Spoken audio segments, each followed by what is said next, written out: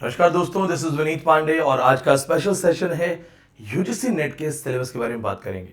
आपको पता होगा कि सिलेबस जो था वो अराउंड 2019 अपडेट हो गया था। जब सिलेबस अपडेट हुआ तो बहुत ज़्यादा कंफ्यूज हो गए थे स्टूडेंट्स, क्योंकि उन्हें समझ नहीं आ रहा था नया टॉपिक क्या है, पुराने कौन कौन से टॉपिक अभी बचे हुए हैं, प्लस नए टॉपिक्स में पढ़ना क्या है। खैर, जब भी कभी सिलेबस अपडेट होता है तो बिगेस्ट प्रॉब्लम ये होती है कि इमीजिएटली मार्केट में बुक्स नहीं होती, क्योंकि सिलेबस अपडेट जो है वो कभी भी एक ऐसी इंफॉर्मेशन होती है जो लीक नहीं होती है। तो अगर सिलेबस अपडेट लीक नहीं हुआ तो फिर किसी को भी नहीं पता होता कि सिलेबस है क्या, बुक्स क्या लिखनी है। जैसे सिलेबस अपडेट होता है उसके बाद पब्लिकेशन हाउसेज, राइटर्स आपस में कोऑर्डिनेट करते हैं और बुक लिखना शुरू करते हैं। अब चूंकि जुलाई का सेशन आ रहा है, जुलाई से दिसंबर बच्चे यूजीसी नेट एग्जाम की तैयारी कर रहे हैं। बहुत सारे बच्चे अलग अलग यूनिवर्सिटीज में अपने पोस्ट ग्रेजुएशन के एग्जाम्स को दे चुके हैं, पहली बार यूजीसी नेट एग्जाम देने वाले हैं। तो वो सारे बच्चे जो अभी first time UGC net exam देंगे, उनका सबसे बड़ा सवाल यह है कि यूजीसी नेट इंग्लिश में एग्जैक्टली सिलेबस है क्या, सिलेबस हम कहां से शुरू करें, सिलेबस में क्या क्या जरूर पढ़ना है और हमारी स्ट्रेटजी क्या होगी। तो दोस्तों, मैं विनीत पांडे आज पूरी कोशिश करूंगा कि आपको बकायदा सिलेबस से रिलेटेड सारी इंफॉर्मेशन दे सकूं। साथ में जितने स्टूडेंट्स मुझे पहली बार देख रहे हैं या if you are watching me for the first time, I am Vineet Pandey. I started my preparation as a student from a small town. मैंने एक छोटे से गांव में साधारण बैकग्राउंड, साधारण सरकारी स्कूल, सरकारी कॉलेज के बैकग्राउंड से पढ़ाई की शुरुआत की। आज x assistant professor university of Delhi हूं, 10 बार नेट क्वालिफाइड हूं, 2 बार जूनियर रिसर्च फेलोशिप क्वालिफाइड हूं और मुझे एग्जाम्स देने का, लिटरेचर को जानने का, समझने का एक ऐसा क्रेज, ऐसा पागलपन चढ़ा कि मैं 17 बार सेट क्वालिफाइड और 2 बार गेट क्वालिफाइड हूं। इसके साथ मैं पियर्सन पब्लिकेशन का इंग्लिश लिटरेचर नेट की बुक का राइटर हूं, Cengage publication UGC net paper 1 की बुक का राइटर हूं, इसके अलावा सीयूईटी अंडर ग्रेजुएशन बुक का राइटर हूं। खैर, ये सब हुआ मेरे बारे में। साथ में 10 से 12 साल हो गए मुझे पढ़ाते हुए यूजीसी नेट में, गाइड करते हुए। अब तक 8 अलग अलग बैचेस में इंडिया टॉपर्स हम दे चुके हैं। Last batch Sukirti all India topper थी। तो अब चलते हैं, हम सिलेबस की शुरुआत करते हैं। दोस्तों, पहली बात, अगर आप फर्स्ट टाइम चैनल पे आए हैं तो चैनल को जरूर सब्सक्राइब कीजिएगा। साथ में जो बच्चे पहली बार इस चैनल पे आए हैं, if you are watching me for the first time, मैं इंडिया का इकलौता टीचर हूं जिसने कोविड के समय 3 AM क्लासेस शुरू की थी। जी हाँ दोस्तों, 3 AM क्लब। जो एग्जाम क्वालिफाई करना चाहते हैं वो 5 बजे उठ के पढ़ते हैं, जो एग्जाम को टॉप करना चाहते हैं वो 4 बजे उठ के पढ़ते हैं। लेकिन जिनमें पागलपन होता है, जुनून होता है और उन्हें पता होता है कि इस एग्जाम को क्वालिफाई करने के बाद मेरी लाइफ सेट हो जाएगी, मुझे हर हाल में क्वालिफाई करना है, वो पागल मेरे साथ उठ के सुबह 3 बजे पढ़ते हैं। 3 AM club. 3 AM club start होने वाला है। क्रैश कोर्स में बकायदा सभी स्टूडेंट ज्वाइन कर चुके हैं। जैसे ही 3 AM क्लब स्टार्ट होगा, एक्सक्लूसिव क्लासेस शुरू हो जाएंगी। तो अगर आपने अभी तक 3 AM क्लब ज्वाइन नहीं किया है तो हमारे क्रैश कोर्स को इमीडिएटली ज्वाइन कीजिए। कमेंट्स में आपको फोन नंबर और डिटेल्स मिल जाएगी, वहां पे आप हमारी डिटेल्स पढ़ सकते हैं। चलिए, अब चलते हैं आपके सिलेबस पे। आपको आसान भाषा में सिलेबस समझाने के लिए मैं हिंदी में बात कर रहा हूं। साथ में मैंने सिलेबस को थोड़े अलग अलग कलर्स में लिया है ताकि चीजें आपको बहुत जल्दी समझ में आए। आप same syllabus UGC net website पे जाके डाउनलोड कर सकते हो, चेक कर सकते हो। दोस्तों, सबसे पहले आप देखिएगा, फर्स्ट 4 यूनिट्स को मैंने यहां पे येलो कलर में हाईलाइट किया है और इनको मैंने बोला है कि एक्सक्लूसिवली जॉनरा जो है ये जॉनरा ओरिएंटेड स्ट्रेटेजिक चेंज है। यहां पे क्या हुआ था जब सिलेबस चेंज हुआ, इससे पहले आता था Chaucer to Shakespeare, restoration to Augustan, यानी ब्रिटिश हिस्ट्री को 6 से 7 यूनिट्स में दिखाया जाता था, फिर अमेरिकन को, फिर अलग से यूरोपियंस को, विमेन राइटिंग्स को, इस तरह सिलेबस में दिया जाता था। अब इन्होंने क्या किया 2019 के अंदर, इन्होंने कहा कि हमें किसी कंट्री वाइज सिलेबस को पूछने की जरूरत नहीं है। हम क्या करेंगे, हम सीधा उठाएंगे जॉनरा, GENRE, वैसे इसे यॉनरा बोलते हैं। ये जो अगर आप प्रॉपर प्रोनाउंसिएशन का आप ये करना चाहोगे, इसे यॉनरा बोला जाता है। लेकिन मैंने पोस्ट कॉलोनियल लिंग्विस्टिक स्टडीज पढ़ी हुई हैं और पोस्ट कॉलोनियल लिंग्विस्टिक स्टडीज में जो आपको नजर आ रहा है, जो आप पढ़ना चाहते हो, उसे आप वही पढ़ो। हमें किसी की कॉपी नहीं करनी, मिमिक्री नहीं करनी। होमी भाभा का कॉन्सेप्ट है मिमिक्री का, हम मिमिक्री नहीं करेंगे। तो ठीक है दोस्तों, अब चलते हैं। फर्स्ट 4 यूनिट्स ये है जॉनरा के अकॉर्डिंग। इसके बाद इन्होंने क्या किया, यहां पे एक छोटा सा नोट दिया और इन्होंने बोला कि ये जो फर्स्ट 4 यूनिट्स हैं इनको प्रॉपर्ली हम टेस्ट करेंगे। ऐसा नहीं है कि सिर्फ यहां पे फैक्चुअल नॉलेज है। तो अगर आप यूजीसी नेट इंग्लिश प्रिपेयर कर रहे हैं तो आपको यूनिट वाइज पढ़ना है। यूनिट वाइज पढ़ने में बहुत बड़ी गलती होती है, बच्चे गलती कर देते हैं। इनफैक्ट मैंने देखा यहाँ पे कि बहुत सारे कोचेस भी आपको यूनिट वाइज पढ़ा रहे हैं, जो कि गलत अप्रोच है पढ़ाने की। फॉर एग्जाम्पल मैं आपको बताऊंगा यहाँ पे कि कैसे गलत है। इसके बाद जो यहाँ पे हम देख रहे हैं कुछ रूल्स रेगुलेशन दिए हैं 4 यूनिट से, इसको भी मैं आगे चल के वीडियो में इलाबोरेट करूंगा, वीडियो से जुड़े रहिएगा, प्रॉपर इसकी स्लाइड मिलेगी आपको अभी। फिर यूनिट 5, 6 एंड 7, ये जो 3 यूनिट्स थी दोस्तों, जैसे आप देख सकते हैं कि लैंग्वेज वगैरह से रिलेटेड थी, ये 3 यूनिट जो हैं, और यहां पे जो यूनिट 10 है, ये है टोटल नया चेंज, ये था सबसे बड़ा चेंज। तो दोस्तों पहले क्या था, क्या ड्रामा पोइट्री फिक्शन नहीं आता था? आता था, लेकिन नॉन फिक्शन नहीं आता था। तो एक तो नॉन फिक्शन बहुत बड़ा चेंज हुआ। यहां पे जो चेंज है वो है स्ट्रेटेजिक चेंज, यानी कि सेम क्वेश्चंस को घुमा फिरा के पूछने में पैटर्नल चेंज हो गया। स्ट्रेटेजी चेंज यानी कि पैटर्न चेंज हो गया। लेकिन unit 5 language, basic concept, theories, pedagogy, English in use. Unit 6 English in India, history, evolution and it's futures. Unit 7 cultural studies. उसके बाद unit 10 research methods and material in English. ये आप देख सकते हो यहाँ पे अलग से बना के लिखा है मैंने आपके लिए, वेरी न्यू टॉपिक्स। मैं आपको सजेस्ट करूंगा आप इसका 1 सेकंड के लिए स्क्रीनशॉट ले लीजिएगा। मैं हट जाता हूं वीडियो फ्रेम से बाहर, आप स्क्रीनशॉट ले लीजिए ताकि आपको अच्छे से समझ में आ जाए। जब आप पढ़ेंगे तो आपको पता होगा कि कौन से टॉपिक्स एज इट इज सही हैं, कौन से नए चेंजेस हैं, कौन से रिपीटेड हैं। उसके बाद आप देखिए दोस्तों यहाँ पे ध्यान से, अभी आप ध्यान से देखिएगा, वीडियो थोड़ा लंबा होने वाला है लेकिन इंफॉर्मेशन मिलेगी और ये वीडियो आपको पूरी प्रिपरेशन में काम आएगा। Unit 8 unit 9 literary criticism, literary theory and post world war 2 theories. Post world war 2 literature, no change, मैंने यहां लिखा है नो चेंज। जी हाँ, लिटरेरी क्रिटिसिज्म, लिटरेरी थ्योरी में कोई चेंज नहीं है। पहले भी बकायदा यूनिट में मेंशन होता था, अभी भी मेंशन है, बस एडवांस लेवल पे आती है, हाई लेवल पे आती है। तो ये मैंने आपको सबसे पहले फर्स्ट ऑफ ऑल ये समझा दिया कि 10 यूनिट्स में फर्स्ट 4, फिर 5th 6th 7th, उसके बाद 10th, ये चेंजेस हैं। 8th 9th as it is same है। अब हम चलते हैं 1 बाय 1 इन सारी यूनिट्स के पास। फर्स्ट ऑफ ऑल जैसे कि आप देखेंगे यहाँ पे जो आपकी सबसे पहली यूनिट है, यहाँ पे ड्रामा है। तो दोस्तों मैं थोड़ा सा इसको आपके लिए थोड़ा सा इसको ऊपर कर देता हूं ताकि आप पढ़ सकें, इसको ध्यान से देखेंगे। ड्रामा यूनिट जो आपके पास है, यहां पे क्या नोटिस है, ये वही नोटिस है जो 4 यूनिट्स में वहां पे नीचे लिखा हुआ था। तो मैंने आपको कहा था ना कि ये जो लाइंस है, ये वाली, ये मैं आपको अभी इलैबोरेट कर दूंगा थोड़ी देर के अंदर, ये लाइंस कौन सी है, ये क्या कहना चाह रहा है। तो ये मैंने लाइंस यहां पे भी ली हुई है बाकायदा ताकि आपको समझा सकूं। फर्स्ट यूनिट ड्रामा है। अब ड्रामा में क्या पढ़ना है, कहां से पेपर आता है, तो देखिए क्या कह रहे हैं। द फर्स्ट 4 यूनिट्स यानी इंक्लूडिंग ड्रामा, जो फर्स्ट 4 यूनिट्स हैं 1 से 4 must also be tested through comprehension. यानी कि ये कह रहे हैं कि यहां पे असर्शन रीजन क्वेश्चंस आएंगे। असर्शन रीजन क्वेश्चंस होते हैं घुमा फिरा के पूछे जाने वाले, वो आपका टेस्ट करते हैं कि आपने इन डेप्थ रीडिंग की है कि नहीं की है, आपको एनालिटिकल नॉलेज है कि नहीं है, कहीं ऐसा तो नहीं है कि आप सिर्फ रट्टा मार के आए हैं, you just have marked up things and you have no idea about this. So this will change and check you the through comprehension, passages के थ्रू होगा। और ये क्या करेंगे, असेस करेंगे कि आपको critical reading, critical thinking and writing आती है कि नहीं आती। फॉर एग्जाम्पल अब आप सोचोगे कि ड्रामा में कोई ऐसा क्या पूछ सकते हैं, ड्रामा में कोई कैसे पूछ सकता है कि सर ये क्रिटिकल है कि नहीं है। आपसे एक सिंपल सा सवाल आ जाएगा, Elizabethan dramas are superior dramas because, अब असर्शन आ जाएगा और रीजन आ जाएगा। तो असर्शन क्या है कि Elizabethan dramas are called superior dramas, लेकिन रीजन क्या दोगे आप, एलिजाबेथन ड्रामा बेस्ट ड्रामा क्यों है। और अगर एलिजाबेथन ड्रामा बेस्ट ड्रामा है तो after William Shakespeare, after Christopher Marlowe, after Ben Jonson, बाकी के एलिजाबेथन ड्रामेटिस्ट इतने अच्छे नहीं हैं। तो फिर आप वहां फंस जाओगे। आपको Elizabethan dramatic styles, Roman amphitheatre क्या होता था, कोर्सेज ऑफ ड्रामेटर्जी क्या होता है, what is the breaking of fourth wall series क्या होता है, ये सारी चीजें आपको यहां आनी चाहिए, यानी इन डेप्थ नॉलेज होना चाहिए। तो याद रखना दोस्तों, अब इन्होंने क्या किया, जहां पे लोग गलती करते हैं, हो सकता है आप कहीं पढ़ रहे हो, आपका जो कोच आपको पढ़ा रहा है हो सकता है वो खुद ब्लेंडर कर रहा हो। देखो ध्यान से, these 4 units will cover all literatures in English. जब ये कहता है दोस्तों ऑल लिटरेचर्स, क्या जरूरत थी ये लाइन लिखने की, ऑल लिटरेचर्स, क्योंकि they are not only talking about the British drama, When they say drama, it is Indian drama, it is German fate theater, it is epic theater, it is French realistic theater.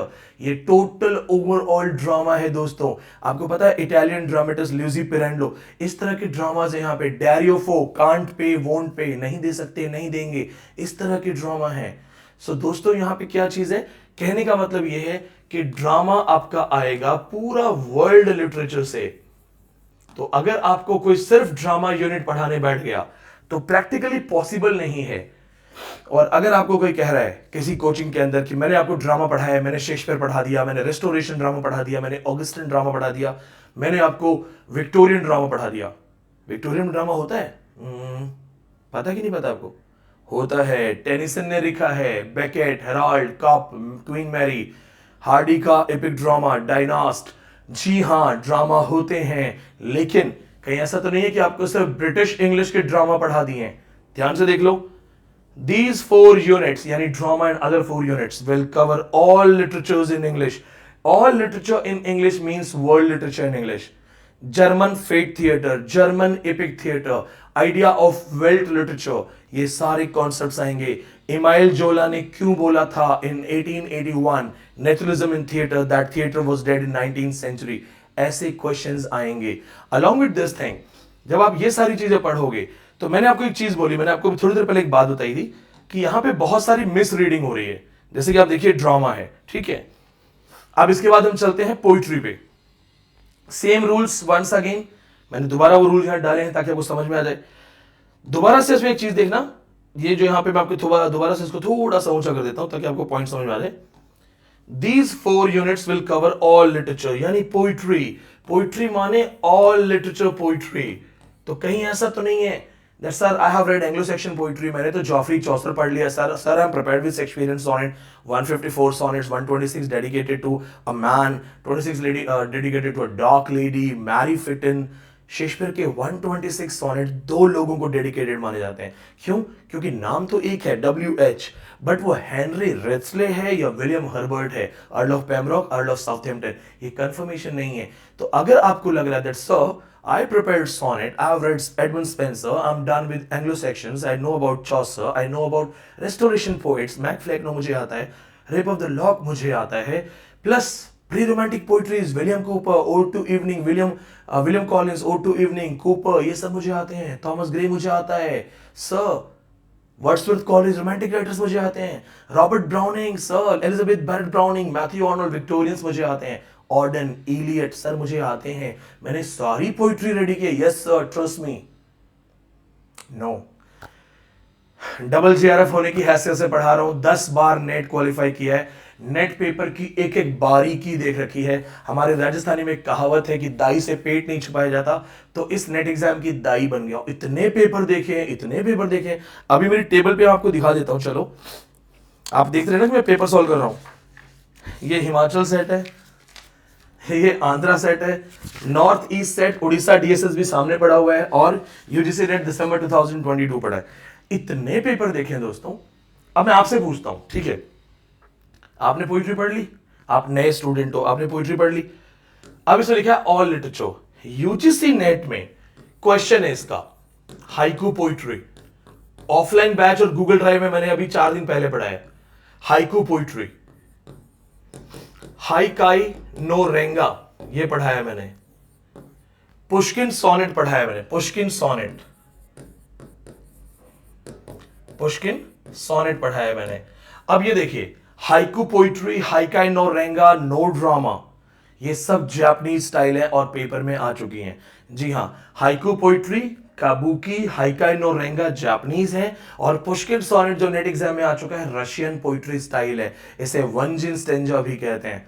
यानी कि poetry जो है वो normal poetry नहीं आएगी, वो world poetry आएगी. World poetry में दोस्तों हो सकता है टेलीफोनिक कन्वर्सेशन आ जाए वोल्सोइंका की, I too sing America, Langston Hughes, वहां से पोइट्री आ सकती है. फिर ध्यान रखना, मैं आपको बताऊंगा इसमें गलती होने वाली है पढ़ने में. तो आपको पढ़नी है वर्ल्ड पोइट्री. जो हम नोट्स प्रोवाइड करते हैं उसमें हमारा एक स्पेशल नोट्स आता है जिसमें हम famous poetries of the world provide करते हैं. क्या रीजन है मुझे दुनिया भर की पोइट्री प्रोवाइड करने के लिए? क्योंकि वहां से क्वेश्चंस आते हैं। Maya Angelou, famous writer, Afro American writer, poetry का नाम है स्टिल आई राइज, बार बार क्वेश्चंस आते हैं। अब ध्यान से देखिए, third thing, fiction and short stories. पहले क्या था यहाँ पे कि सिर्फ फिक्शन होता था, शॉर्ट स्टोरीज को उन्होंने मेंशन नहीं किया था, लेकिन अब उन्होंने शॉर्ट स्टोरीज को मेंशन कर दिया है। आपने बहुत ध्यान से देखा होगा, जब मैं हिमाचल सेट का पेपर सॉल्व कर रहा था, गाय डे मापासा की एक famous short story the golden necklace पूछा गया है। एलिस मुनरो की शॉर्ट स्टोरीज पूछी जाती हैं। इससे सबसे ज्यादा फेमस राइटर है एंटन चेखव। एंटन चेखव की शॉर्ट स्टोरीज पूछी जाती हैं। A rose for Emily by William Faulkner short stories पूछी जाती हैं। क्या आप जानते हैं Goody Blake two shoes, Oliver Goldsmith की शॉर्ट स्टोरीज के पेपर में क्वेश्चन आते हैं। अब शॉर्ट स्टोरीज का एक अलग जॉनर आ गया है और यूजीसी नेट में 3 बार रस्किन बॉन्ड, जो कि इंडियन राइटर है रस्किन बॉन्ड, उनकी शॉर्ट स्टोरी से क्वेश्चन आ चुके हैं। तो अब गलती क्या कर रहे हैं बच्चे? बच्चे फिक्शन तो पढ़ रहे हैं, लेकिन बच्चे शॉर्ट स्टोरीज नहीं पढ़ रहे हैं, ना ही उनके पास कोई डेडिकेटेड बुक है शॉर्ट स्टोरीज की, प्लस उन्हें पता नहीं होता शॉर्ट स्टोरीज कौन सी पढ़ें। Araby, a short story written by James Joyce, the dead, a short story written by James Joyce, या फिर सबसे famous world classic short story the grief, grief itself and in fact, short story in translation. क्या आप जानते हैं ठाकुर का कुआं, प्रेमचंद, वहां से क्वेश्चन एग्जाम में। जी हाँ दोस्तों, शॉर्ट स्टोरी के साथ साथ आपको फिक्शन पढ़ना है। फिक्शन दोस्तों एक तरीके से नॉवेल को बोला जाता है या नोवेला को बोला जाता है। नॉवेल, नोवेला, नोवेलेट, फ्लैश फिक्शन, ये सारी चीजों की आपको यूट्यूब पे मेरी वीडियोस मिल जाएंगी, चैनल को सब्सक्राइब कर लेना। अब देखो, जब ये बात करते हैं नॉवेल्स एंड फिक्शन की, फिर वही बात आती है 4 units will cover all literature in English. आप में से कितने लोगों को इटालियन नॉवेल्स याद है?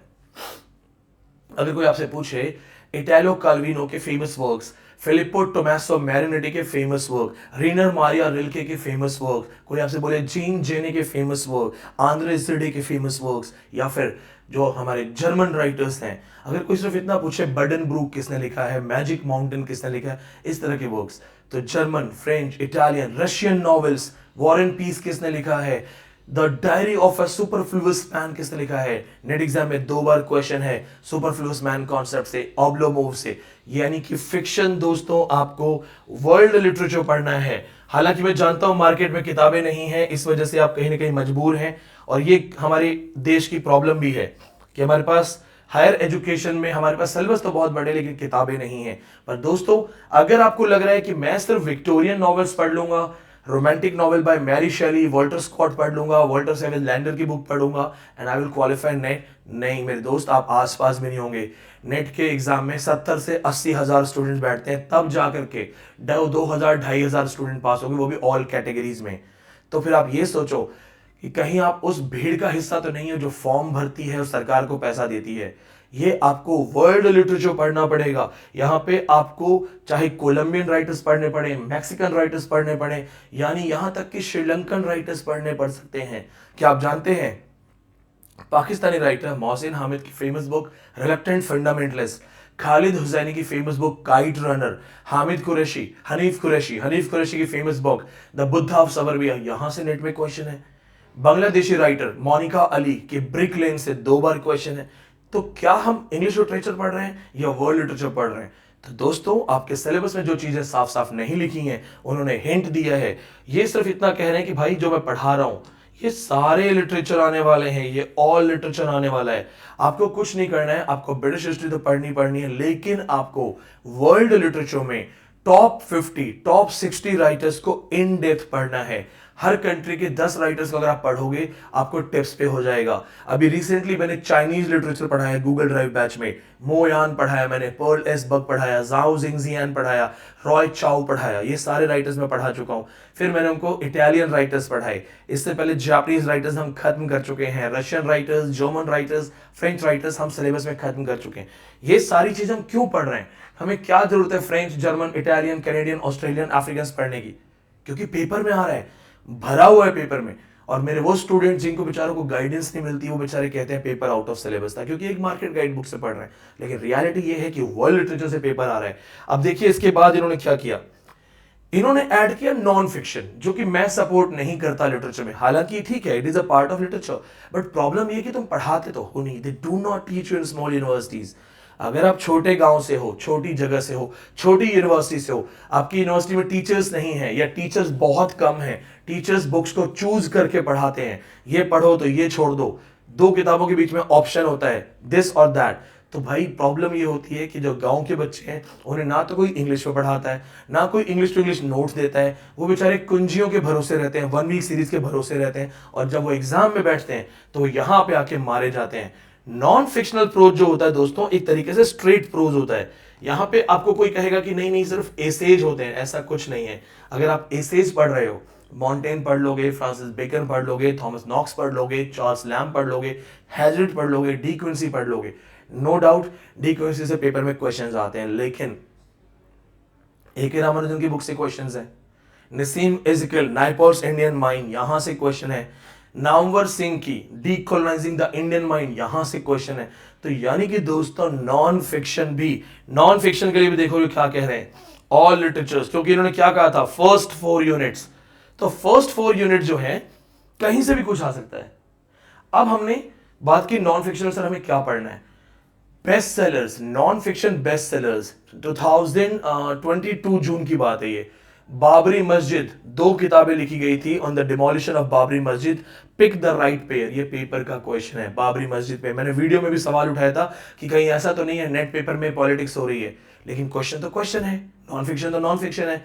परवेज मुशर्रफ की किताब का नाम है सबसे पहले पाकिस्तान, नॉन फिक्शन का पार्ट है। इस तरह से और बहुत सारे नॉन फिक्शन हैं जो बहुत एग्जाम्पल हैं, जैसे कि the naturalism in theatre by Emile Zola in 1881। तो इस तरह की नॉन फिक्शनल बुक्स ये पेपर में आ सकती हैं।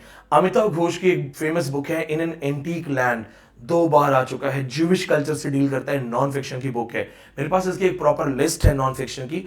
अगर आप हमारे स्टूडेंट नहीं भी हैं तो भी आपको नॉन फिक्शन की जो बुक है, नॉन फिक्शन की जो लिस्ट है, मैं आपको फ्री ऑफ कॉस्ट दे दूंगा, क्योंकि मैं जानता हूं नॉन फिक्शन के ऊपर आपको मार्केट में कहीं कोई बुक नहीं मिलेगी, और जो भी आपको गाइड कर रहे होंगे उनको इतना एक्सपीरियंस नहीं होगा। वो देखिए, गाइड करना कोई बड़ी बात नहीं है, मुंह है कुछ भी बोल दो, लेकिन जो आपकी गाइडेंस है वो कितनी इफेक्टिव है। मैं हर बार एग्जाम में बैठता हूं, मैं हर बार एग्जाम क्वालिफाई करता हूं, मैं हर बार सीखता हूं। मेरी मजबूरी है, मुझे अपने आप को शार्प रखना पड़ेगा, क्योंकि जैसे मैंने सुकीर्ति जो इंडिया टॉपर है उसको पढ़ाया है, मैं वैसे ही और टॉपर्स को पढ़ा रहा हूं। मेरा काम है, I have to give the best and I have to be the best in the field. आप में से जिसके अंदर वो जज्बा होगा कि जियो तो शान से, जो करो बेहतरीन करो, बेस्ट करो, वो मुझे समझ जाएगा। अब दोस्तों ध्यान से देखो, मैं आपसे 2-3 बार एक बात लगातार बोल चुका था। मैंने कहा था कि एक गड़बड़ हो रही है यहाँ पे। गड़बड़ ये हो रही है कि अगर आपको कोई सेपरेटली पढ़ा रहा है, कोई आपको कह रहा है कि आ जाओ दोस्तों पहली यूनिट पढ़ते हैं, ड्रामा पढ़ते हैं, और अगर वो आपको ड्रामा अलग से पढ़ा रहा है तो मान के चलना उस बंदे का जेआरएफ कभी नहीं हुआ होगा। नेट हो सकता है पेपर 1 से हो गया होगा, कोई बात नहीं, नेट बड़ी चीज नहीं है, लेकिन अगर आपको कोई यूनिट लिखता है यूनिट ड्रामा नंबर 1, वो आपको बेवकूफ बना रहा है, वो खुद को भी बेवकूफ बना रहा है, क्योंकि उसे पता ही नहीं पढ़ना कैसे। एग्जाम्पल लेते हैं, देखो आप मेरे स्टूडेंट हो, सामने कैमरा लगा है, आप मुझे देख रहे हो। एग्जाम्पल लेते हैं, अगर आपका बंदा, आपका टीचर आपको पढ़ा रहा है ड्रामा, तो आप उससे सिर्फ एक सवाल पूछना, टीएस इलियट, टीएस इलियट 1948 का नोबेल अवार्डी है, 1948 का नोबेल अवार्डी है, बेस्ट राइटर है। तो टीएस इलियट ने नॉवेल लिखा है, टीएस इलियट ने ड्रामा लिखा है, तो टीएस इलियट ने ड्रामा भी लिखा है, स्वीनी अगोनिस्ट, अभी हिमाचल सेट में क्वेश्चन था, मर्डर इन द कैथेड्रल, फिर नॉवेल भी लिखे हैं, family reunion, confidential clerk. TS Eliot तो पोइट भी है, वेस्टलैंड लिखा है, हॉलोमैन लिखा है, एश पेंसडे लिखा है, द जर्नी ऑफ द मागी लिखा है, मैरियाना लिखा है, और द अल्फ्रेड प्रूफरॉक लिखा है। टीएस इलियट तो पोइट्री भी लिखता है। अब टीएस इलियट तो नॉन फिक्शन भी लिखता है, the metaphysical poets, Hamlet and his problems, frontiers of criticism, poetry and fiction, and न जाने कितने। तो टीएस इलियट को हम किस में पढ़ाएंगे? अपने टीचर से पूछो कि सर टीएस इलियट फिर आप हमें किस में पढ़ाओगे? और अगर हमें चारों में टीएस इलियट पढ़ाओगे, if you are going to teach us TS Eliot, पहले ड्रामा में पढ़ेंगे, थोड़ा सा पढ़ेंगे ड्रामा में, फिर दोस्तों थोड़ा सा पढ़ेंगे हम नॉवेल में, थोड़ा सा पढ़ेंगे हम पोइट्री में, तो फिर टीएस इलियट अकेला नहीं है। W B Yeats was a poet, was a non fiction writer, was a dramatist. Countess Cathleen जो फेमस राइटर है, एसटी कॉलरिज रोमांटिक राइटर था, एसटी कॉलरिज ने नॉन फिक्शन लिखा हुआ है, और एसटी कॉलरिज ने ड्रामा लिखने की कोशिश की थी जो कि फेल हो गया था, flop drama. Alfred Tennyson poet भी था, ड्रामेटिस्ट भी था। थॉमस हार्डी ग्रेटेस्ट नॉवेलिस्ट, और पेपर में क्वेश्चन आया वेसेक्स पोइट्री से। तो हम इन राइटर्स को कहां पढ़ रहे हैं? ड्राइडन पोएट भी था, ड्रामेटिस्ट भी था और नॉन फिक्शन का राइटर भी था। तो दोस्तों अगर आपको कोई सेपरेट पढ़ा रहा है तो उस टीचर से सीधा पूछना कि आपका जेआरएफ नहीं हुआ ना। पूछना इसीलिए नहीं होगा आपका जेआरएफ क्योंकि आपको पता ही नहीं है पढ़ना क्या है। अब एक बात आओ, आप किसी को आधा आधा आधा पढ़ोगे या एक बार में ढंग से पढ़ोगे? तो ये सबसे बड़ी मिस्टेक आ रही है, इसलिए बच्चे बहुत सारे फेल हो जाते हैं। बच्चों को लगता है कि वो अपनी गलती से फेल हुए, लेकिन वो टीचर्स की गलती से फेल हो रहे होते हैं। तो ये ध्यान रखना, मैंने आपको एग्जाम्पल देके बताया दोस्तों, एग्जाम्पल के साथ आप खुद भी चेक कर सकते हो। चेक कर लो टीएस सीरियल को बहुत अच्छे से, चेक करो जो मैंने इसके बारे में बताया। क्या ये पोएट है? हाँ। क्या ये ड्रामेटिस्ट है? हाँ। क्या ये नॉवेलिस्ट है? हाँ। क्या ये नॉन फिक्शन राइटर है? हाँ। तो और टीएस अकेला नहीं है, डब्ल्यू बीट्स भी है, ऑर्डन भी है, डायलन थॉमस भी है, रेडियो ड्रामा भी लिखता था डायलन थॉमस। फिर जैसे मैंने आपको कॉलेज के बारे में बताया, वर्ड्सवर्थ ने भी ड्रामा लिखा है, बॉर्डरर प्ले। तो दोस्तों याद रखना, जॉन कीट्स ने जॉन वुडविल करके ट्रेजेडी लिखी है, ड्रामेटिस्ट था, फ्लॉप हो गया था। तो ये सारी चीजें याद रखना। इसके बाद देखिए टॉपिक नंबर 5। अब ये आपके जो है नए टॉपिक्स में आते हैं, यहां पे हमारा स्टूडेंट मारा जाता है। I have sympathy for you because मैं खुद गांव के छोटे माहौल से पढ़ के आया हूं। पता है होता क्या है, एमए में आप कुछ और पढ़ के आते हो, नेट एग्जाम में कुछ और दे देते हैं, पढ़ाते कुछ है पूछते कुछ है। आप देखो लैंग्वेज बेसिक कॉन्सेप्ट्स में आपको पूछेंगे कि लैंग्वेज जो है उनकी डेवलपमेंट कहां से हुई है। अभी आपने देखा था हिमाचल सेट में एक क्वेश्चन आया था कि लैंग्वेज जो है वो इंस्टिंक्ट में आती है या नॉन इंस्टिंक्टिव है, लैंग्वेज जो है वो सिस्टम ऑफ सिस्टम्स है, लैंग्वेज मैन मेड है या गॉड मेड है। तो लैंग्वेज की थ्योरी आएंगी, एसेंशियलिज्म कॉन्सेप्ट आएगा, फिर फर्स्ट फॉर्मेशन ऑफ लैंग्वेज, बाओ थ्योरी, योही हो थ्योरी, ये थ्योरीज आएंगी। फिर आता है इसके बाद लैंग्वेज की थ्योरीज। तो अब लैंग्वेज की जो थ्योरीज है, लैंग्वेज थ्योरीज में दोस्तों एक लाइन आती है, language is an army which has a navy. बड़े बड़े टीचर्स को एक्सप्लेन नहीं कर पाते, नेट में क्वेश्चन आता है, language has an army and it has a navy. अब दोस्तों एक बात आओ, मैं आपसे एक लाइन पूछता हूं, मुझे इसका ग्रामर में हिंदी में मतलब बताना। Colourless green ideas sleep furiously, syntactic structure है या सेमेंटिक स्ट्रक्चर है? Colourless green idea sleep furiously, क्या ये ग्रामेटिकली सही है या गलत है? अगर ग्रामेटिकली सही है तो उसका मतलब क्या है मुझे कमेंट से बताना। अगर अच्छे स्टूडेंट हो तो एफर्ट लगाना, कोशिश जरूर करना। अब ये थ्योरी के साथ साथ लैंग्वेज पेडागोजी है, हमारे पास सैंडविच टेक्निक्स आएंगी, लैंग्वेज टीचिंग के जो मेथड्स हैं, लैंग्वेज एक्विजिशन थ्योरी है, स्टीफन क्रेशन के मॉड्यूल्स, सीके ऑगडन के मॉड्यूल्स, आई ए रिचर्ड्स के मॉड्यूल्स, उसके बाद सी एस पियर्स के मॉड्यूल्स, ये सब यहां पे आएगा। फिर इंग्लिश इन यूज आएगा, क्रियोल क्या है, पिडगिन क्या है, काल क्या है, डायलेक्ट क्या है, आइडियोलेट क्या है, हीट्रोग्लोशिया क्या है, आइडियोग्लोशिया क्या है। थोड़ा सा आपको लग रहा होगा ना, मैं भी, ये सिंगल रिकॉर्डिंग है दोस्तों, ये कोई वो नहीं है कि कट होके एडिट होके विनीत सर दाएं बाएं देख देख के पढ़ा रहे हैं। दिल्ली यूनिवर्सिटी में पढ़ा चुका हूं 3 साल और 10 बार नेट दे रहा हूं, तो इतना कुछ पढ़ा है, नींद में चलता रहता है, छपा हुआ है, जानता हूं पेपर में क्या आता है, कहां से आता है। अगर वो आपसे क्वेश्चन पूछेंगे हिटीरियोग्लोशिया, तो वो पूछेंगे हिटीरियोग्लोशिया का मतलब क्या है, आइडियोग्लोशिया एग्जैक्टली क्या है, और आइडियोग्लोशिया आइडियोलेक्ट में डिफरेंस क्या है। लैंग एंड पेरोल अभी हिमाचल सेट में पूछा था, language competence, language performance theory क्या है, ये सारा आपका यहां पे आ जाएगा। और अब इसमें भी एडवांस लेवल जा रहे हैं, वो लिंग्विस्टिक्स तक जा रहे हैं, वो बकायदा पूछ रहे हैं फ्रिकेटिव्स क्या हैं, डिप्थोंग्स क्या है, सेमी वॉवल्स क्या है, इस तरह के क्वेश्चंस आ रहे हैं। और प्रॉब्लम यह है कि people who are coming from small town areas, people who never got good guidance in graduation, in post graduation. आपको पता है अगर आप गांव से हो, मैं आपकी तरह हूं, जब मैं दिल्ली यूनिवर्सिटी में पढ़ाने गया ना, मैंने अपनी आंखों से देखा कि यार बहुत बड़ा डिफरेंस है। मैं देखता था कि ग्रेजुएशन के बच्चों का नॉलेज हमारे टीचर से ज्यादा था। मतलब आप देखो ना कि दिल्ली यूनिवर्सिटी का बच्चा, अब आप 60-70 हजार बच्चे एग्जाम दोगे, वही Delhi university, JNU, Jamia, Calcutta university, Bangalore से टॉप यूनिवर्सिटी ऑफ हैदराबाद, ये बच्चे एग्जाम देंगे तो ये बाजी मार जाते हैं। हालांकि ऐसा नहीं है कि दिल्ली यूनिवर्सिटी का बच्चा है तो नेट हो जाता है, उनको भी दिक्कत आती है, लेकिन आपको तो दिक्कतों का पहाड़ मिलेगा। अगर आप गांव से हो, विदाउट गाइडेंस दिक्कतों का पहाड़ आएगा। आप खुद सोचो आपके पास कितनी बुक्स हैं, अपने आप से पूछो ये आपको कितने लोगों ने पढ़ाया है, कितनी थ्योरेटिकल चीजें आपके पास हैं, क्या आपने लाला थ्योरी, टाटा थ्योरी, फूफू थ्योरी, बाबो थ्योरी पढ़ी है?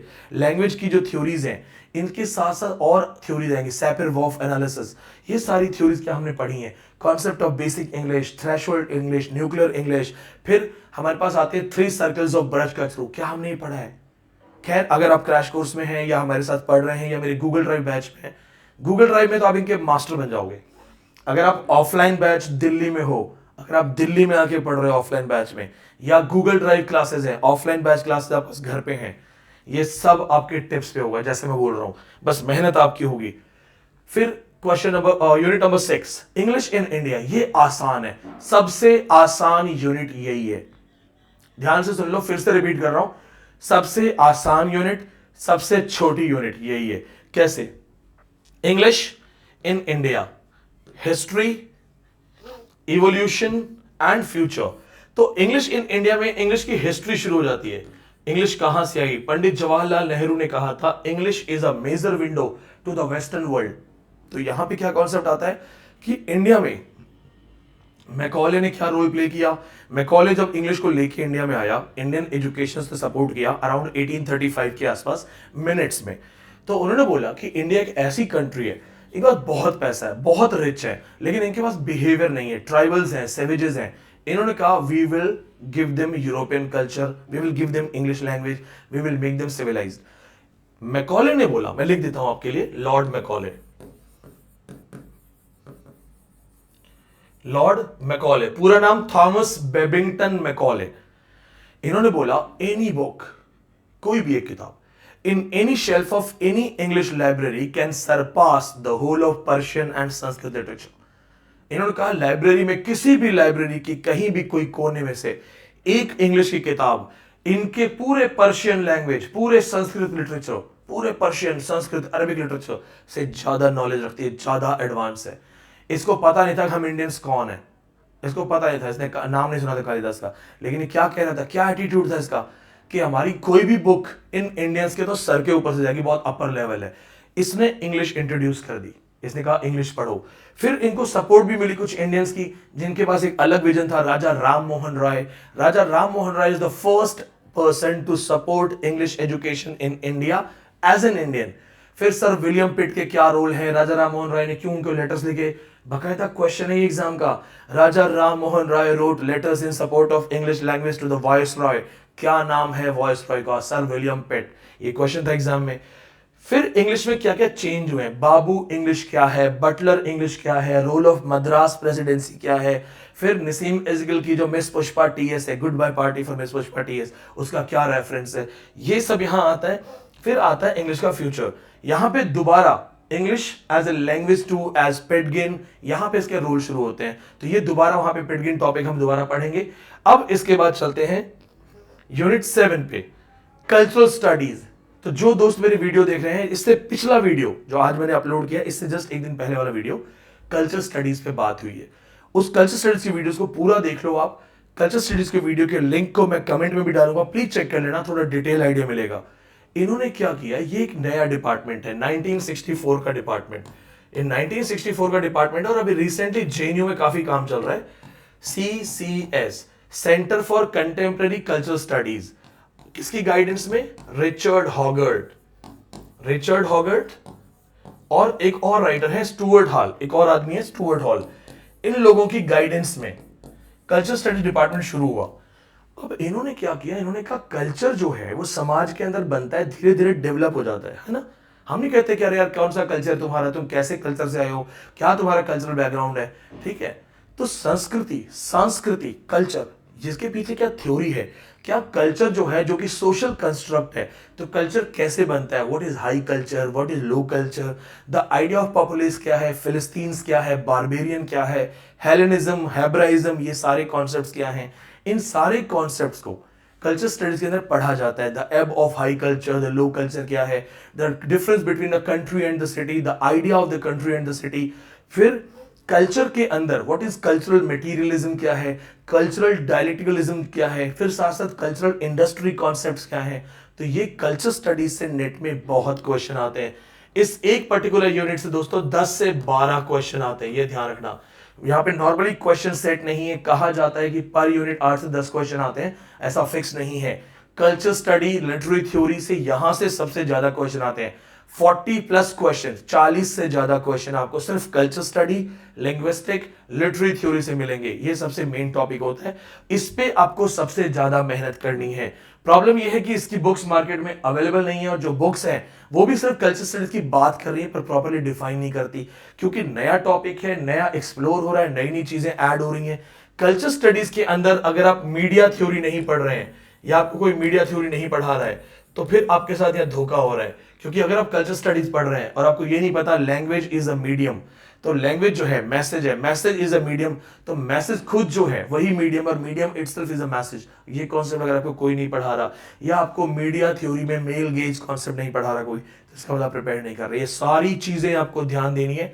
इन सारी चीजों के अंदर साथ में ये भी ध्यान दीजिएगा कि जब आप कल्चर स्टडीज और ये सब पढ़ोगे तो यहाँ पे 25 से ज्यादा इंपॉर्टेंट राइटर्स हैं, 25 प्लस इंपॉर्टेंट राइटर्स, चाहे वो थियोडोर एडोर्नो हो, जोनाथन डॉलीमोर हो, या डिक हैबिस हो, या इवोकॉफ्स्की हो, ये सारे राइटर्स आपको यहाँ पढ़ने हैं।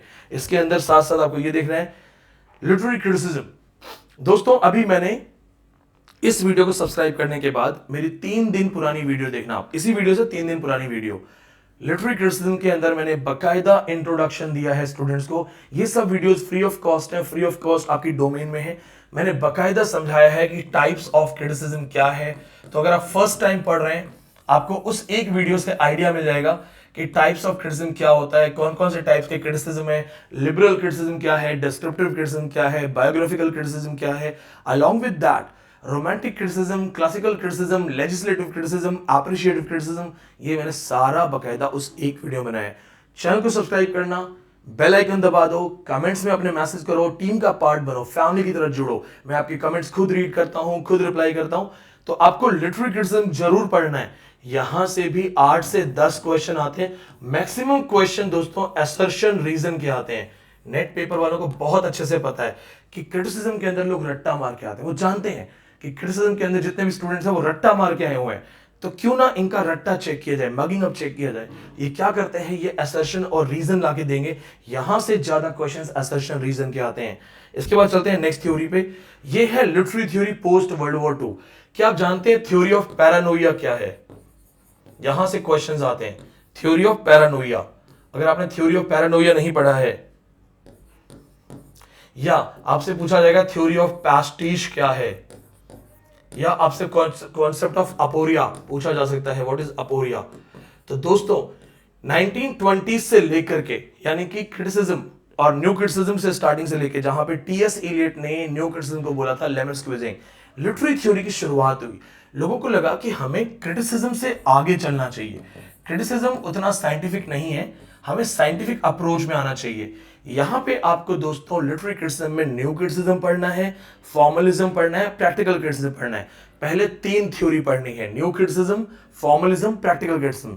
Once you are done with these 3 theories, फिर आपको फॉर्मलिज्म में 2 पार्ट्स पढ़ने हैं, रशियन फॉर्मलिज्म, फ्रेंच फॉर्मलिज्म। जब आप रशियन फॉर्मलिज्म और फ्रेंच फॉर्मलिज्म दोनों पढ़ चुके होंगे, तब आपको पढ़ना है स्ट्रक्चरलिज्म। स्ट्रक्चरलिज्म खत्म करने के साथ आप पहुंचोगे पोस्ट स्ट्रक्चरलिज्म के अंदर। जब आप पोस्ट स्ट्रक्चरलिज्म में पहुंच जाते हो, सारी थ्योरीज पढ़ लेते हो, सारे राइटर्स पढ़ते हो, तब आपको जाना है डीकंस्ट्रक्शन में। जब आप डीकंस्ट्रक्शन पढ़ोगे तो वहां साइड में आपको पढ़ना पड़ेगा new historicism and reader response theory. ये है प्रॉपर तरीका पढ़ने का। इसके बाद आपको पढ़ना है post colonial theory, Marxist theory, archetypal pattern theory, travel theory, autobiography theory, queer theories. ये सारी थ्योरीज आपकी वहां पे आ जाएंगी। इन सारी थ्योरीज के साथ साथ आपको translation theory and theory of, जो हम एक आपने नाम सुना होगा, पार्टीशन नॉवेल्स, होलोकॉस्ट लिटरेचर, इनको हम बोलते हैं एक तरीके से ट्रॉमा थ्योरी। तो आपको थ्योरी ऑफ ट्रॉमा भी पढ़ना है, और उसके बाद फिर से आपका आ जाएगा मीडिया थ्योरी। तो ये आपको पोर्शन पढ़ना है। यहां से आपके बहुत क्वेश्चंस आते हैं। जैसा मैंने पहले बोला, 10 से 12 क्वेश्चन आप मान के चलो। ये आपको मैच द फॉलोइंग भी आएंगे, असर्शन रीजन भी आएंगे, 1 या 2 लाइंस आ जाएंगी जो आपको लाइंस का अंडरस्टैंडिंग करना पड़ेगा। यहां पे लिटरेरी थ्योरी में दोस्तों एक बात ध्यान रखना, कोचिंग सेंटर में भी लोग ब्रिटिश हिस्ट्री पढ़ के आते हैं। बहुत कम कोचिंग सेंटर होंगे जो थ्योरी कल्चर स्टडी ढंग से पढ़ाते हैं। तो होता क्या है कि कोई कितना भी पढ़ के आए, ब्रिटिश हिस्ट्री पढ़ के आए, इंडियन लिटरेचर पढ़ के आए, ग्रीक क्रिटिसिज्म पढ़ के आए, वर्ल्ड लिटरेचर पढ़ के आए, अफ्रो अमेरिकन पढ़ के आए, ब्लैक थ्योरीज पढ़ के आए, लेकिन वो सब आके यहां मारे जाते हैं। जितने भी कोचेज, जितने भी एक्सपर्ट, इंक्लूडिंग मैं अपनी बात भी कर रहा हूं, मैं हम भी जब थ्योरी के क्वेश्चंस को देखते हैं तो हमें एक्स्ट्रा दिमाग लगाना पड़ता है। मुझे भी थ्योरीज में, मैं थ्योरीज को हल्के में कभी नहीं लेता। स्ट्रक्चरलिज्म, पोस्ट स्ट्रक्चरलिज्म की एक ही जैसी लाइन होती है, अगर वो कोटेशन डाल दे आपको समझ ही नहीं आएगा कि कहां से है। तो यहां पे बार बार प्रैक्टिस प्लस एक पारखी नजर कि एग्जाम में पेपर कहां से आता है, ये बहुत काम आता है। उसके बाद एक थ्योरी आती है जो मोस्टली स्टूडेंट्स नहीं पढ़ते हैं, और वो है रिसर्च मेथड्स एंड मटेरियल्स। क्योंकि बहुत सारे बच्चे जानते हैं ये पेपर वन से रिलेटेड है, ऑलमोस्ट बहुत ज्यादा डिफरेंस नहीं है, सिर्फ इतना फर्क पड़ता है कि यहां पे रिसर्च से रिलेटेड सारे एग्जाम्पल आपके इंग्लिश लिटरेचर से बन जाते हैं। बहुत ज्यादा फर्क नहीं है, आपके रिसर्च जो मेथड्स हैं या रिसर्च मेथड के साथ मटेरियल्स इन इंग्लिश हैं, plus MLA format 9, MLA format 10, ये सेलेक्टिव चीजें हैं जो आपको जरूर पढ़नी है। एमएलए फॉर्मेट 9, एमएलए फॉर्मेट 10, फिर अमेरिकन साइकोलॉजिकल एसोसिएशन, ये फिर MHRA, modern humanities research association, MHRA, ये आपको पढ़ना है। ये बहुत इंपॉर्टेंट चीजें होती हैं, ये नॉर्मली कोई नहीं पढ़ रहा होता, तो आपको जरूर पढ़ना है। दोस्तों, सिलेबस में मैंने आपको एक पूरा इंट्रोडक्शन दे दिया है। आई बिलीव अगर आपके कुछ क्वेश्चंस हैं तो आप मुझे कमेंट्स में जरूर डालिएगा, मैं क्वेश्चंस आंसर करूंगा। साथ में दोस्तों, इन सारी यूनिट्स में आप इस यूनिट को जरूर पढ़िएगा, क्योंकि ये यूनिट मोस्टली स्टूडेंट्स हल्के में लेते हैं। यहां से भी 8 से 9 क्वेश्चंस आते हैं, लेकिन बच्चे छोड़ देते हैं क्वेश्चंस को, सोचते हैं बाहर से पेपर आया। मैं इतने समय से पढ़ा रहा हूं, मैं लगातार देख रहा हूं, यहां से 8 से 9 क्वेश्चन 100% आते हैं। ये थ्योरी आपको जरूर टिप्स पे होनी चाहिए बहुत अच्छे से। अगर आपका पेपर वन अच्छा है तो ये आप सेलेक्टिव चीजों के साथ इसको तैयार कर सकते हैं। साथ में जितने भी स्टूडेंट मुझे फर्स्ट टाइम देख रहे हैं, अगर आपको हमारी ऑफलाइन क्लासेस चाहिए, ऑफलाइन और घर बैठे बिना दिल्ली आए, अगर आप चाहते हैं कि 6 घंटे रोज क्लास मिले आपको, और वही क्लास लाइव तो मिले ही मिले, फ्रेश क्लास तो मिले ही मिले, लाइव क्लास के बाद वही क्लास रिकॉर्ड होके आपको घर पे मिल जाए, तो आप हमारा गूगल ड्राइव कोर्स ज्वाइन कर सकते हैं। 4 घंटे इंग्लिश लिटरेचर की क्लास होगी, मैं पढ़ाऊंगा अपने 10 बार के नेट के एक्सपीरियंस के साथ, दिल्ली यूनिवर्सिटी टीचिंग एक्सपीरियंस के साथ। 2 घंटे पेपर वन, 3 फैकल्टीज हैं पेपर वन की, सबकी अलग अलग क्लासेस होती हैं, 2-2 दिन 3-3 दिन कंटिन्यू के हिसाब से। फिर जितने टेस्ट पेपर हम ऑफलाइन में देंगे, जितना रिवीजन रैपिड फायर हम क्लास में करवाएंगे, जितने एक्सक्लूसिव कंटेंट या बाहर के टॉपर्स जब बात करने आते हैं बच्चों से, जेआरएफ टॉपर्स, नेट टॉपर्स बात करने आते हैं, या जो हम पीवाईक्यू करवाएंगे, वो सब आपको गूगल ड्राइव बैच में घर बैठे मिलेगा। जैसे मैं यहां पढ़ा रहा हूं बोर्ड पे, वैसे ही मैं क्लास में पढ़ाता हूं। दिल्ली ऑफलाइन बैच में कश्मीर से लेके केरल तक का बच्चा बैठा होता है, Rajasthan, Haryana, Punjab, UP, Bihar, Chhattisgarh, north east, सब बच्चे वहां बैठे होते हैं। 3-3 घंटे 4-4 घंटे क्लास चलती है, तो 3-3 घंटे 4-4 घंटे में मैं पूरा लिटरेचर उनके सामने खोल के रख देता हूं। वो सारी चीज आपको घर बैठे मिलेगी। अब ध्यान दीजिएगा दोस्तों, इसमें बहुत इंपॉर्टेंट चीज है, जो क्लासेस आप दिल्ली में आके करते हैं जिसकी फीस अराउंड 50,000 प्लस है, वही चीज आपको यहां पे मिल रही है 35,000 में। और सबसे बड़ा बेनिफिट आपका यह है कि अगर आप ज्वाइन करते हैं जुलाई से दिसंबर के बैच के लिए, जुलाई से दिसंबर 2024 के लिए अगर आप ज्वाइन करते हैं, if you join for this batch, इसके अंदर आपको next 6 months free of cost है, प्लस 6 मंथ्स आपको फ्री ऑफ कॉस्ट मिलेगा। यानी कि अगर आपने ज्वाइन किया विद द फीस 35,000, आपको 6 महीने आगे के फ्री मिलेंगे। मैं आपको क्लियरली दोबारा ले देता हूं, यहां पे ध्यान से देखिएगा, जून 2025 आपको फ्री मिलेगा, जून 2025 फ्री मिलेगा। अगर आप अभी ज्वाइन कर रहे हैं जुलाई दिसंबर के लिए, तो आपको नेक्स्ट 6 मंथ्स फ्री मिलेगा, यानी कि जनवरी से जून एकदम फ्री होगा। Paper one free of cost है, ये देखिए यहां पे 2 घंटे पेपर वन क्लास होगी, तीन फैकल्टीज हैं। Paper one free of cost है, यानी एक जगह पे आपको पढ़ना है, दिल्ली की टॉप कोचिंग में पढ़ना है, इंडिया की टॉप कोचिंग में पढ़ना है। आपके सामने फैक्ट्स हैं, मैं 2 बार जेआरएफ हूं, यूनिवर्सिटी ऑफ दिल्ली से हूं, मेरा नॉलेज मिलेगा, आपको कॉन्फिडेंस होगा कि मेरा टीचर जो है वो खुद 2 बार जेआरएफ है, मेरा टीचर हर बार नेट निकालता है, मेरा टीचर जानता है पेपर में क्या आता है। मेरा भी सपना पूरा होगा, मैं भी असिस्टेंट प्रोफेसर बनूंगा और मैं अपनी जिंदगी के साथ जस्टिस करूंगा। बहुत हो गई अनएम्प्लॉयमेंट, बहुत हो गई बेरोजगारी, बहुत हो गए फेलियर। तो दोस्तों, गूगल ड्राइव कोर्स अगर आपको ज्वाइन करना है, आप ये पेमेंट डायरेक्ट डिपॉजिट कर सकते हो, ये रहा क्यूआर कोड, मैं क्यूआर कोड आपके लिए थोड़ा सा जूम कर देता हूं, आप अपने स्क्रीन पे इस क्यूआर कोड को स्कैन कर सकते हैं। Fees 35,000, 1 year membership. आप ऑन कैमरा इसको रिकॉर्ड भी कर लीजिएगा। अगर आप गूगल ड्राइव ज्वाइन करते हैं, मैं खुद आपको बता रहा हूं, 35,000, 1 ईयर मेंबरशिप। जुलाई से दिसंबर, दिसंबर से या जनवरी से जून 2025 तक ये आपकी मेंबरशिप होगी। फीस 35,000 है, पेपर 1 इंक्लूडेड है। बहुत ध्यान से, बहुत संभाल के कीजिएगा चीजों को। इसके बाद जो बच्चे क्रैश कोर्स अभी वाला ज्वाइन करना चाहते हैं, अभी जो क्रैश कोर्स है 4,000 उसकी फीस है। जिन बच्चों ने अभी गूगल ड्राइव कोर्स ज्वाइन किया है उनको क्रैश कोर्स फ्री है। अगर आप गूगल ड्राइव ज्वाइन करेंगे आपको क्रैश कोर्स फ्री है। जो बच्चे सिर्फ क्रैश कोर्स ज्वाइन करना चाहते हैं, ये आपको सारी चीजें यहां पे मिलेंगी। 3 AM क्लब जो है, आपको 3 AM क्लब क्लासेस मिलेंगी, PYQ solution, rapid fire, exam time capsule content, digital board classes और मेरे ऑफलाइन बैच की ये सेलेक्टेड क्लासेस मिलेंगी आपको। फीस आपकी 4,000 है। आप इसको डायरेक्ट स्कैन करके ज्वाइन कर सकते हैं क्रैश कोर्स के लिए। और अगर आपने गूगल ड्राइव कोर्स ज्वाइन किया है अभी, आपके लिए crash course free of cost है ना। वो बच्चे जिनको नोट्स बनाने में दिक्कत होती है, आप हमारे नोट्स ले सकते हैं, जिसमें आपको पेपर 1 के नोट्स बने बनाए मिलेंगे, plus set exam, previous years के भारत के जितने भी राज्यों में सेट एग्जाम होता है उनके पुराने पेपर आपको यहां मिलेंगे प्रैक्टिस करने के लिए। यानी नॉलेज का knowledge, all India set exam, ये आप प्रैक्टिस कर सकते हो। 15 बुक्स मिलेंगी, पर्सनल नोट्स मैंने तैयार किए हुए, मेरी नोट्स मिलेंगे आपको। अगर आपको लगता है नोट्स बनाने में टाइम जाता है, आप इनको भी ज्वाइन कर सकते हैं, कोऑर्डिनेट कर सकते हैं। साथ में दोस्तों, अगर आपके कोई भी सवाल है क्रैश कोर्स से रिलेटेड, नोट्स से रिलेटेड या नोट्स और क्रैश कोर्स के कॉम्बो से रिलेटेड, तो आप मुझे डायरेक्ट व्हाट्सएप कीजिए। यहां पे बच्चों से डायरेक्ट मैं बात करूंगा, आपके और मेरे बीच में कोई थर्ड पार्टी बात नहीं करेगी। इस नंबर पे आप बात कर सकते हैं। अभी बहुत सारे बच्चे क्रैश कोर्स और नोट्स दोनों एक साथ ले रहे हैं। मैं आपको समझा देता हूं इसको भी डिटेल में, क्योंकि देखिए इस वीडियो के साथ एक सिंपल बात है, टीचर स्टूडेंट डायरेक्ट बात कर रहे हैं, तो बीच में कोई थर्ड पर्सन नहीं है। आप ध्यान से देखिएगा, जो क्रैश कोर्स है, क्रैश कोर्स 4,000 का है और नोट्स जो है वो है 13,500। टोटल कितना हुआ? 17,500। पर अगर आप दोनों एक साथ लेते हैं तो आपको कॉम्बो प्राइस में 15,000 में दोनों मिल जाएगा। ध्यान से देखिएगा दोस्तों, कॉम्बो प्राइस मैंने आपको बता दिया है, 15,000 में आपको दोनों मिल जाएगा। कुछ नहीं करना है, सिर्फ और सिर्फ आपको यहां पे स्कैन करना है। आप इसको आराम से स्कैन करके आप कर सकते हैं। आपको सिर्फ इसको स्कैन करना है और 15,000 में आपको नोट्स और ये सारा कुछ एक साथ मिल जाएगा। चलिए दोस्तों, मैंने आपको सारी इंफॉर्मेशन दे दी है।